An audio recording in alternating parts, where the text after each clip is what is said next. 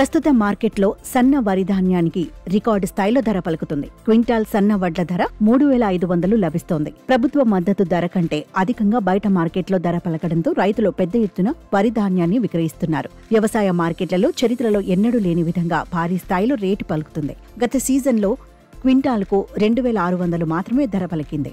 ఈ ఏడాది వానాకాలం సీజన్కు ప్రభుత్వ మద్దతు ధర క్వింటాల్కు 2,203 ఉండగా మార్కెట్లో 1000 నుంచి 1,300 వరకు అధికంగా వస్తుంది.